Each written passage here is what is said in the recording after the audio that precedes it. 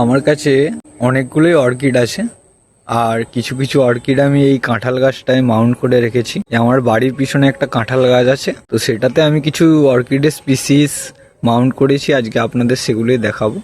তো প্রথমে আছে এই যে ডেনড্রোবিয়াম অ্যাফাইলাম।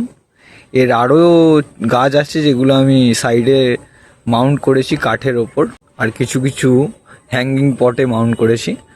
তবে এই কাঁঠাল গাছে কিছু অর্কিডের স্পিসিস আমি মাউন্ট করেছি যেগুলো আজ দেখাবো। এটি হচ্ছে ডেনড্রোবিয়াম অ্যাফাইলাম অর্কিড, আর এই যে শেকড় বেরিয়েছে কত সুন্দর দেখতেই পাচ্ছ।